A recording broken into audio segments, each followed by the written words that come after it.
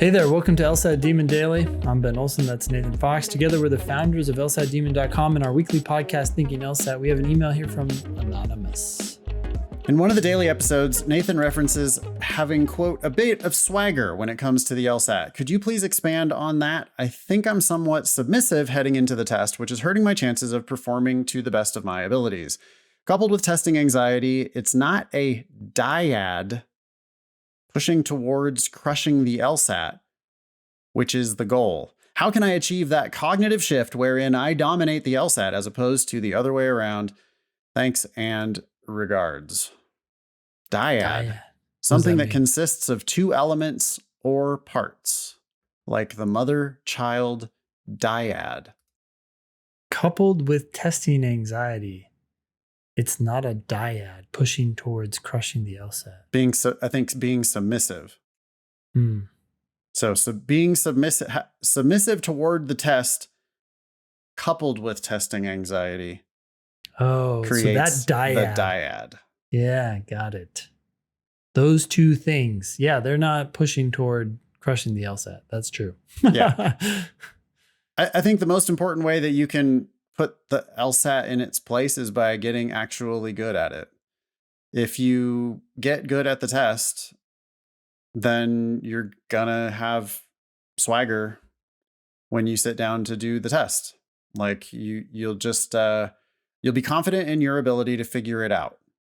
And that's the most important thing I think that we can teach is, practice figuring it out. Here's how you figure it out.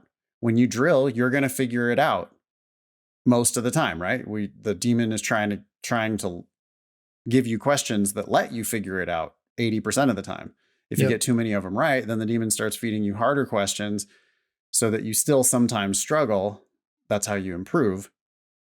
But you're learning how to just solve the questions and feel good about your answers.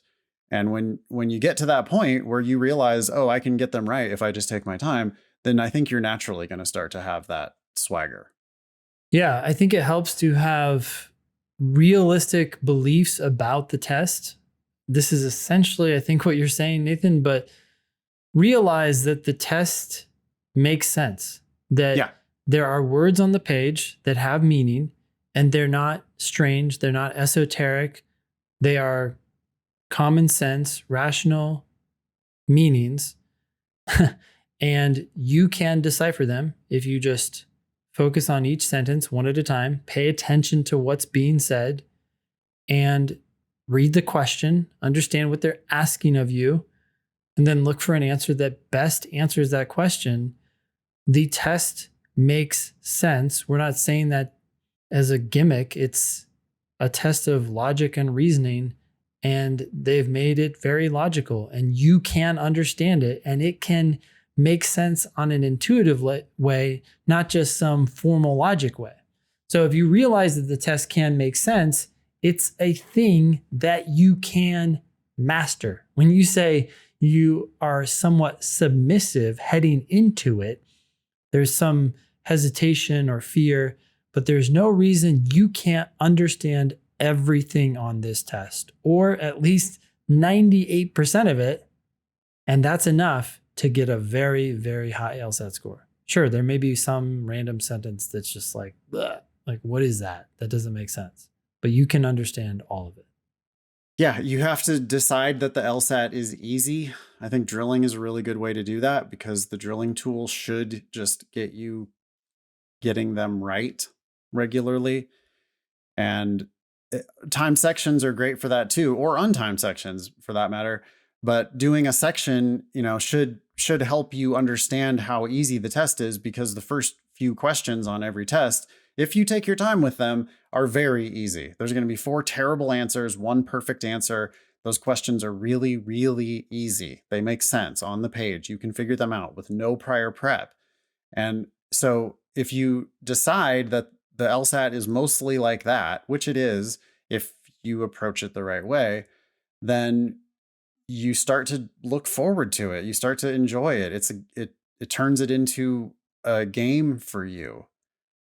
So knowing for a fact, not just as a gimmick, but as is it in fact true that the test is easy, that there are words on the page that you can make sense of and therefore own them, not be submissive to them, but also realize that right now, today, you don't have to finish, right? You can own, master, dominate, whatever you want, the first 5 questions or the first 10 questions. Do that. And you're winning. That's all we care about. And tomorrow you can dominate the first 11. Intentionally burn the first 20 seconds at the start of a timed section just to see what it feels like. Yep. That's what somebody with swagger would do, is to start the timer, but then not start. Because instead they wanted to take a couple deep breaths to center themselves before calmly, carefully answering the first question right. And then the second one. And then just confidently chewing through it. You know, the other part, you really get to see the swagger on predicting answers and dismissing wrong answers. When you really understand what you're doing on LSAT logical reasoning or reading comprehension, you're going to be predicting the answer to like half of those questions, at least roughly. You're going to have an idea what you're looking for. And knowing what you're looking for before they even ask you the question makes, that is swagger, and it's self-reinforcing. The more you do that, the better you're going to feel about your approach to the test. And then it also comes with dismissing wrong answer choices after 2 words, where you just read the beginning of that and you're like, I know what I'm looking for. This is not close to what I'm looking for. This is gone. And the more you can do that quickly, the more you're going to develop that confidence to be the boss of the test. Absolutely. I want to add one more thing, and that is to say that you're already good enough. Now, this is going to sound strange because you might have a low LSAT score, but you're already good enough in the sense that you can already answer and totally understand some questions. So again, let go of this thing of, I've got to be at this place now. No, you don't. You can dominate 3 questions, 5 questions, 8 questions. I don't know what you can dominate today, but you can. You're already good enough at those. Start doing that so you get a sense of what it feels like to own the questions you can own.